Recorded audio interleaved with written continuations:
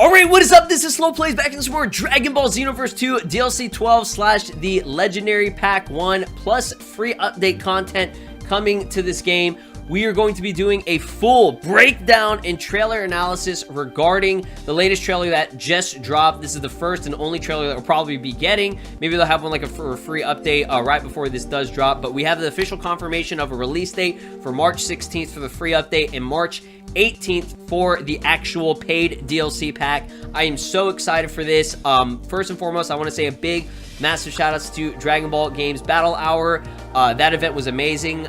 They did such a good job of hyping people up for the latest DLC and content coming to every single Dragon Ball game that is currently going to be going on for this period, at least for this year. We had Fighters, Kakarot, Dokkan, Legends, Xenoverse, like everything. It was perfect. I hope they do this like every couple of months or at least a yearly thing. Realistically, that seems to be the case if they're going to do this. But let me know down below what you thought about the entire event.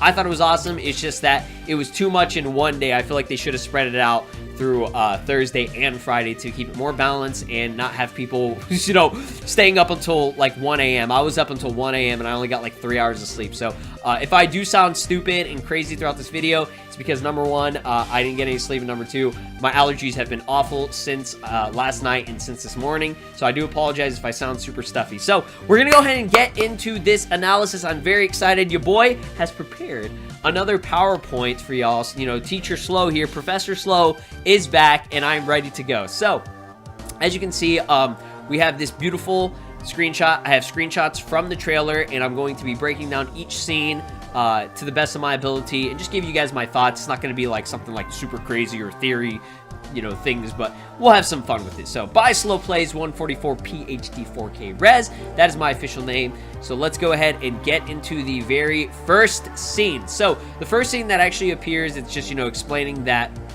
the timelines are being shifted and messed up. You see the other world with Trunks and Pikkon and everything, and Few comes through, and he actually has a demon crystal in his hand, and he breaks it, and he says that this time rift is extra special. Now, obviously, that's not anything too, crazy. It's obvious.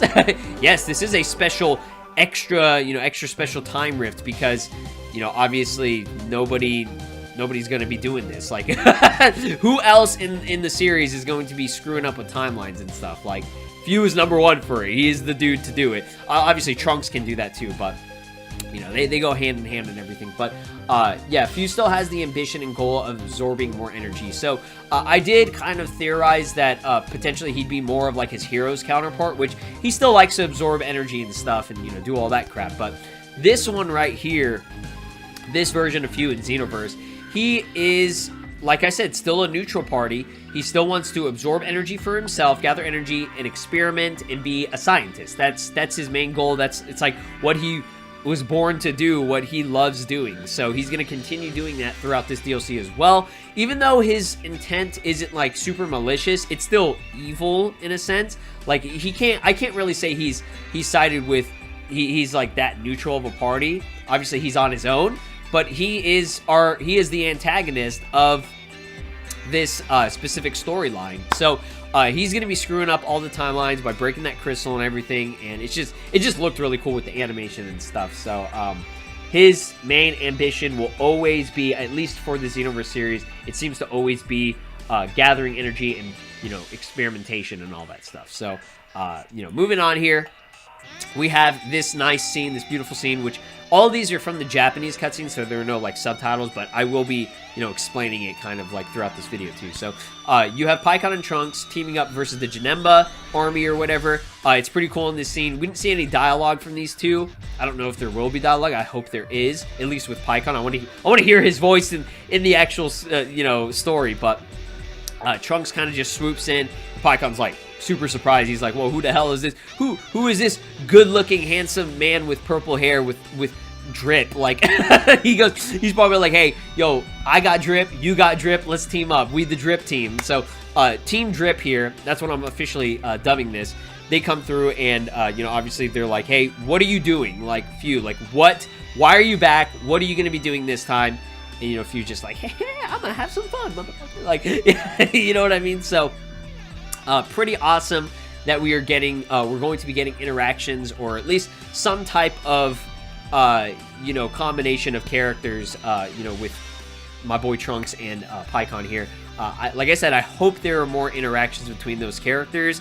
I'm not really looking for anything too crazy, just at least some dialogue between the two would be kind of nice. You know what I mean? So this right here, I can't remember if he actually displayed this ability in the other story mode or whatever. I think he probably did. It's just I can't remember. But this to me this is what he uses to corrupt Janemba. He's literally doing the Hakai technique from Goku. Hakai, like that's what it looks like. It literally, like, Few has Hakai. If I took out the Few corruption ability text right there, and you just saw this randomly, like yesterday at night, you would probably think that he was about to Hakai Janemba. He's literally doing the same symbol. It has the purple aura and everything in glow. It looks like Hakai, dude. It's hilarious, but obviously it's not. He's not destroying anyone. He's actually mind controlling / setting off the villainous or super villainous mode, you know, sort of like ability on top of Janemba. Janemba comes through and, you know, he's got his whole army, and then you have that one scene where it's like, you know, Trunks and Pikkon from behind versus the entire army of Janemba, which is pretty awesome. But I just found this kind of hilarious that they stole this. They literally stole this from Hakai technique, at least Goku's Hakai. So that's pretty badass there. Now we have my boy, the villainous Lorax. The Lorax comes through, you know, there's a little scene right before this where, you know, Few's like, what else? He's like, what else can I screw up? Like, he's having the time of his life. And it's kind of funny because, this character, Few, he is like the viewer / the player in a way. He's like the, you know, the time patroller main hero of the story mode. In a sense, you know, we both have the ambition of not necessarily experimenting, but we both have that ambition of changing up timelines, correcting things, and messing with things. For us, we're doing it in the aspect of good, where we're trying to correct timelines, fix things, while Few he's not trying to break or screw up anything, but his main ambition is, let me see what happens if I throw this character in, or if I manipulate this character, or if I do this to this person. Like, he is the director, like, in a sense, you know, he's like the player plus he is like the producer of the game. Like, the producer of the game is like putting his mindset into there while having the same kind of connection with the viewer / the player himself. I know that doesn't really make sense at all, but that's just because it doesn't. It really doesn't. But I'm just saying stuff to make it sound awesome. All right, just hashtag awesome down below because it's awesome. Hashtag Few. So yeah, Lorax, he becomes not super villainous, because he doesn't have the time breaker symbol. Villainous mode, he gets, you know, controlled, and the cutscene and everything looks awesome. You guys got to rewatch the trailer again. It is so beautiful. So, moving on. So right after this, you have the official debut of Super Saiyan Blue Evolution Vegeta versus villainous Toppo. So this is still maintaining that same... Alright guys, so I apologize for that minor cut, but my dog was barking and being super annoying or whatever, like always. But yeah, like I said, Super Saiyan Blue Evolution Vegeta versus Toppo, that's going to be the same. It's just that Toppo is in his villainous form, but I just got to say this scene specifically right here looks just awesome. I know it's just Vegeta clenching his fist, but it's in that HD rendered CGI cutscene, and it's just cool to see Vegeta, because we don't normally see Vegeta too much, just Vegeta by himself in these sort of styles of cutscenes and stuff. So it's very, very nice. It's a breath of fresh air from seeing just Xeno Trunks all the time and Few. They're like the most used characters in these cutscenes. So it's very, very nice to see this with his nice blue evolution hair. And oh, and he's buff and swollen shit. It's awesome, bro. I cannot wait to play this. So, yeah, basically, Xeno Trunks actually will swoop in and he tries to help Vegeta, but Vegeta refuses. He's like, hey, no, don't come any closer. This guy is mine. Like, you know, the classic Vegeta stuff where he refuses to get any assistance or help. But look at this, man. Look at this cut. This scene right here. It's just so cool that Xeno Trunks is actually in the Tournament of Power. Like, just seeing Trunks in the Tournament of Power is awesome. Like, we didn't get, like, Trunks never appeared in the Tournament of Power at all in any format. So it's nice to see him come through in this scene. And what I'm assuming is right after Few leaves, I guess, at one point to, you know, have Janemba screw around with Trunks and Pikkon. I wonder if Pikkon holds will end up like holding them off, and like you hold them off, and then Trunks flies through whatever portal or whatever time rift to follow Few, like the same one that Few makes or whatever, or somehow he's gonna follow through right after. So we're gonna transition, you know, from that other world quest into the next quest or whatever. You'll probably have like a little transition period where you can heal up, do whatever you need to, you know, distribute stats, whatever you need to do in your actual main inventory, and then you talk to like Trunks or Supreme Kai Time or something, and then they'll be like, all right, we're moving on to the Tournament of Power, and we're taking on Toppo, Few, and all that stuff as well. So it seems that this is mainly specifically focusing on the DLC characters. I mean, for good reason, obviously. So Pikkon's going to be main character, obviously, and then we'll have Janemba as a main character, which is pretty cool. But for the Tournament of Power, I don't know if they'll incorporate any Jiren, Kefla, or any of that. I hope they do at some point, something in there, but that might just be a little bit too much. It might get too cluttered, so maybe that's why they don't want to go for that, and they'll just have it Super Saiyan Blue Evolution Vegeta, because he was from one of the new DLC packs versus Toppo, Villainous, or whatever, which I'm cool with. I'm definitely cool with, because we have Trunks interacting with them and everything, so that's awesome. But yeah, Vegeta still kind of wants to fight alone, as always. But this scene right here, I'm calling this the prideful Gallic Gun. Obviously, it's just Super Gallic Gun or whatever, but this scene this was the coolest thing ever. It was, to me, it was a bit of a surprise, because I didn't think that they would like animate this or whatever. But you have Bulma, Kid Trunks, and Kaba, just like in the anime, where, you know, he's you know, thinking about, you know, his family and his friends, or like the people he cares about specifically, and that's why he's using that as motivation to win the Tournament of Power. So he has his, you know, same quotes, or, you know, whatever it may be from the actual anime itself, saying like, hey, like, I'm not going to lose to somebody who throws away their, you know, goals and ambitions or whatever, which he's talking to Toppo, because Toppo, you know, initially was all about justice, and he throws all of that away, and he says, I don't care anymore, I'm going to be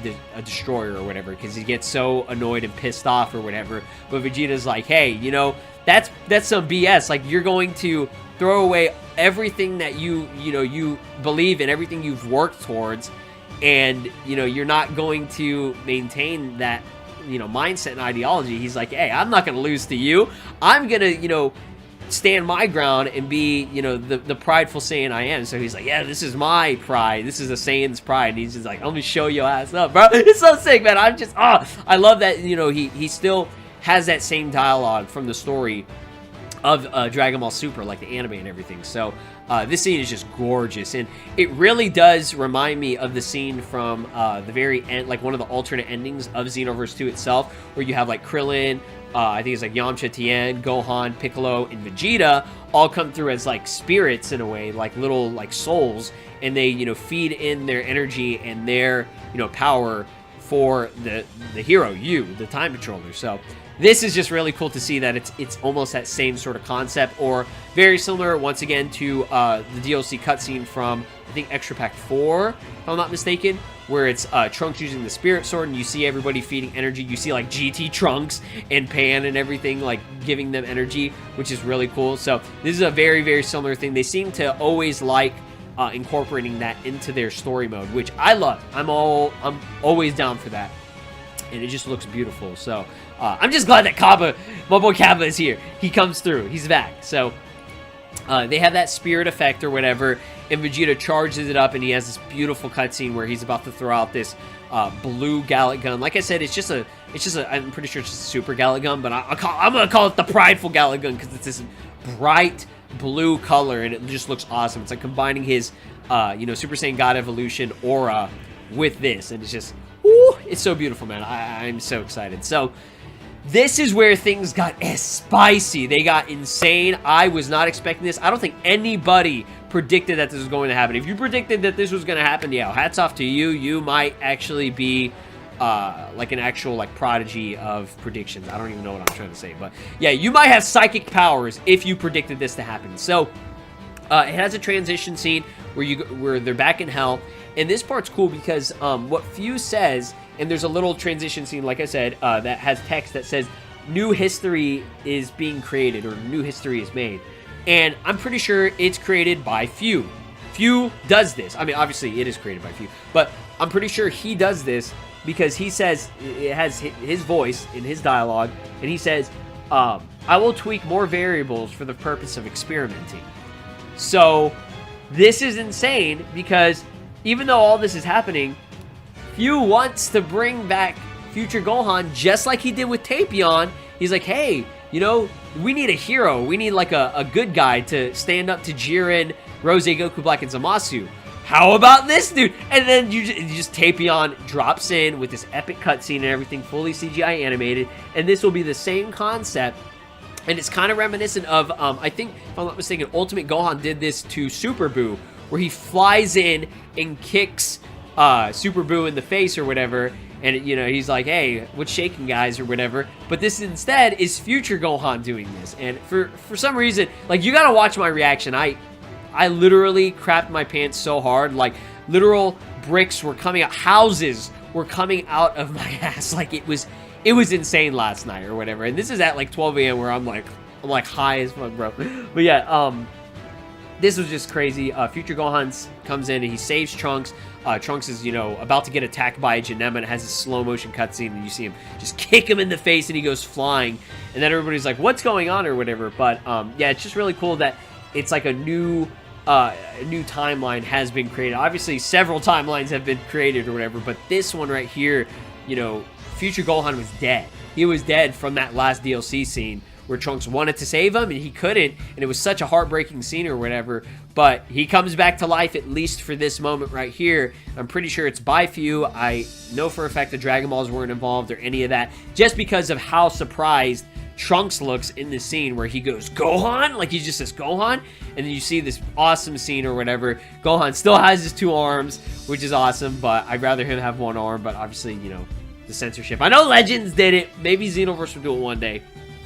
But yeah, Future Gohan gets resurrected by Few, and this new timeline scenario is created where you have just these crazy interactions. Like, this scene, just looking at it, is, if you showed me this 5 years ago, you know, before Xenoverse 2 came out, I would have told you, like, this is fake, you made this yourself, this is some Dragon Ball AF, this is some Dragon Ball Heroes garbage, this is some fan-made BS, but no, this is real. You have a scene of Xenotrunks and Future Gohan in hell fighting Janemba, an army of Janemba. That's as Dragon Ball Heroes as you get. You know, this goes beyond Dragon Ball Heroes, because Dragon Ball Heroes creates, like, new scenarios.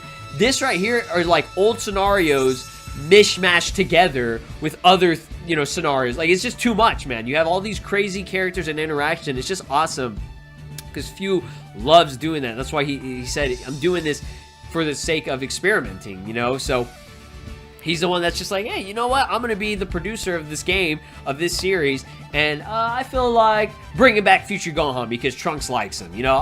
I'll do something nice. So in that aspect, Few can be the neutral party because he is trying to help out, but at the same time, he's the one controlling all this. So he's the puppet master. He's pulling the strings and everything. So it's just, it's just so sick, man. I cannot wait for this to drop. I'm just going to gush over this entire DLC. And then you have, like, the zoom in scene of Gohan, which just looks beautiful. And then you have this -7 frames per second part where Future Gohan turns his head and you just see, like, the corner of his nose, and then it cuts to this right here, which is the official release date of everything. Now, they screwed up the release date for the free update. It said 3/16, March 16th on Wednesday, which I don't think is right. I think they screwed that up because it goes it says March 18th on a Thursday. So it's like, where did the 17th go? Like, how do you go from Wednesday to Thursday, but the days be 16 to 18? You skip 2 days? How are you doing that? Are the people who made this trailer, like, manipulating time? Are they Few? Maybe Few screwed it up. I don't know. So apparently March 17th doesn't exist in, you know, the translations, but they screw that up. Free update, I'm pretty sure, is on Wednesday, March 17th, depending on your time zone or whatever. Again, I apologize if you hear my dog annoying barking, but the 18th for March will be the actual drop of the Legendary Pack 1, and then we have the official confirmation as well at the very end of the Dragon Ball Games Battle Hour reveal that a Legendary Pack 2 will be released during fall, which will probably play into the hero vote sort of thing. Now, a hero vote wasn't confirmed, like, at this DLC, for this specific one or this free update, but it might be, or they'll have it during the summer. They'll drop an update for, you know, the free not the free update. Yeah, maybe they'll do like a free update, just a real small one that has the hero vote, and then you vote for the characters. I don't know. I'll update you guys. Obviously, there's a lot of stuff that I'm trying to break down in this video. So for now, I'm glad that they didn't say anything on hero vote just yet, because that would be too overwhelming at that point. So hopefully we'll get more news on it in the next coming, you know, days or whatever before this DLC drops, which I think is going to be in like 2 weeks or something, less than 2 weeks. So stay tuned for that. I'll be posting all updates, all gameplay, all breakdowns, and everything you want to see for this DLC. I'm going to be going hard on it when it actually does release. But there's this one little quote from Supreme Kai Time on this scene where she says, "If anything doesn't feel right and makes it hard to perform your duty as a time patroller, come back right away." Nothing too crazy there, just, you know, something that she's saying that's going to be obviously in the story. But March 16th, free update. March 18th, DLC 12, Legendary Pack 1. That's all you need to know. Last little screenshot right here because it looks awesome. You have Trunks charging in to help Vegeta, saying, "Hey, I can help you." Vegeta says, "Hell no." And that's pretty much it. So there you have it, guys. Beautiful cutscenes. Loved it. I had so much fun doing this video. Hopefully you guys enjoyed the PowerPoint and want to see more like this. Let me know. Leave a like, okay? Leaving a like and subscribing to this channel, at least just leaving a like, helps out tremendously, and it shows your support, and I will continue making these types of videos going forward in the future. As always, my friends, stay safe out there, and don't forget to give me a rating. Grade me on my PowerPoint. All right, y'all be the teachers today. How did I do on my PowerPoint presentation? How was it? You know, at least give me, I don't think it was 100. I don't think it was like an A++ or anything. But hey, you know what? I think I'd give myself at least an 89 or 90. Give me a B+ at least, all right? No, but seriously, thank you again, and I'll see you guys in the next one. Peace.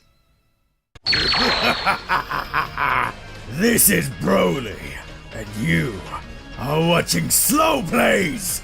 Make sure to subscribe, or else I'll destroy your entire planet.